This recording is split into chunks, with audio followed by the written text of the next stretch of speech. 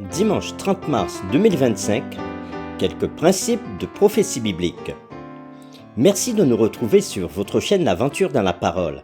C'est le début de la semaine et peut-être que vous profitez de ces heures pour faire le ménage ou encore pour être en famille tranquillement au bord de la plage ou au bord de la rivière. Mais avant tout, vous avez décidé de passer du temps dans la méditation quotidienne, alors nous vous souhaitons une bonne écoute. Notre communauté s'agrandit et c'est grâce à vous. Soyez vous aussi actifs avec nous pour répandre le message et vous pouvez le faire en likant. Vous pouvez partager le lien avec vos contacts. Nous vous invitons à vous abonner si ce n'est pas encore fait pour recevoir les notifications chaque jour. Et pour un confort d'écoute en continu, nous vous proposons la playlist de chaque semaine. Le texte à mémoriser de cette semaine que nous vous invitons à dire avec nous se trouve dans Jérémie chapitre 9, le verset 24. Mais que celui qui veut se glorifie de ceci, d'avoir de l'intelligence de me connaître, de savoir que je suis l'Éternel qui exerce la bonté, le droit et la justice sur la terre, car c'est à cela que je prends plaisir, dit l'Éternel. Nous vous invitons à le redire avec nous, Jérémie chapitre 9, le verset 24. Mais que celui qui veut se glorifie de ceci, d'avoir de l'intelligence et de me connaître, de savoir que je suis l'Éternel qui exerce la bonté, le droit et la justice sur la terre, car c'est à cela que je prends plaisir, dit l'Éternel. Pourquoi devons-nous étudier les prophéties bibliques? Pourquoi Dieu nous a-t-il donné ces prophéties? Les réflexions de cette semaine nous aident à répondre à ces questions et aujourd'hui nous le ferons avec la séquence « Que celui qui lit comprenne ». Entrez dans n'importe quelle librairie chrétienne, parcourez les titres sur la prophétie biblique. Vous découvrirez rapidement qu'il existe une multitude déconcertante de points de vue et d'interprétations. Et il peut être tentant de croire que personne ne peut vraiment comprendre ce que des livres comme l'Apocalypse disent.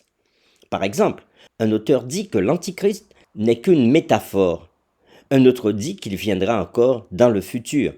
Et un autre qu'il faisait référence à quelque chose ou à quelqu'un du temps de l'Empire romain païen. Comme l'a dit un vieux prédicateur, peut-être que la Bible est comme un vieux violon. Vous pouvez jouer n'importe quel air dessus. La Bible elle-même, cependant, ne suggère rien de tel. Au contraire, elle nous invite à lire en supposant que Dieu ne parle pas en vain et que nous pouvons connaître la vérité de ce qu'il dit à travers sa parole. Nous vous invitons à lire avec nous Matthieu chapitre 24 verset 15, Apocalypse chapitre 1er verset 3, Matthieu chapitre 11 verset 29 et Jérémie chapitre 9 verset 23 et 24. Et nous répondrons à la question suivante. Que suggèrent ces textes sur l'intention de Dieu de se faire comprendre? Nous lisons ces différents textes. Premièrement, Matthieu chapitre 24 le verset 15. C'est pourquoi, lorsque vous verrez l'abomination de la désolation dont a parlé le prophète Daniel, établie en lieu saint, que celui qui lit fasse attention. Lisons maintenant Apocalypse chapitre 1er verset 3. Heureux celui qui lit et ceux qui entendent les paroles de la prophétie et qui gardent les choses qui y sont écrites, car le temps est proche. Matthieu chapitre 11 verset 29. Prenez mon joug sur vous et recevez mes instructions, car je suis doux et humble de cœur et vous trouverez du repos pour vos âmes. Jérémie chapitre 9 versets 23 et 24. Ainsi parle l'Éternel, que le sage ne se glorifie pas de sa sagesse, que le fort ne se glorifie pas de sa force, que le riche ne se glorifie pas de sa richesse, mais que celui qui veut se glorifie d'avoir de l'intelligence et de me connaître, de savoir que je suis l'Éternel qui exerce la bonté, le droit et la justice sur la terre, car c'est à cela que je prends plaisir, dit l'Éternel. Après avoir lu ces différents textes, Matthieu chapitre 24 verset 15, Apocalypse chapitre 1er verset 3, Matthieu chapitre 11 verset 29 et Jérémie chapitre 9 verset 23 et 24, nous répondons à la question suivante. Que suggèrent ces textes sur l'intention de Dieu de se faire comprendre? De nombreuses universités offrent des cours sur la Bible en tant que littérature ou quelque chose de similaire. Pour le croyant, il peut être étonnant de suivre d'innombrables conférences pour découvrir que le professeur lit la Bible de la même manière que l'on pourrait lire la mythologie païenne.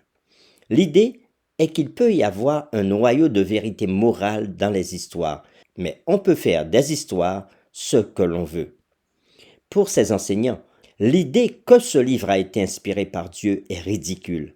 Ainsi, l'instructeur lit la Bible, mais n'entend pas la voix de Dieu.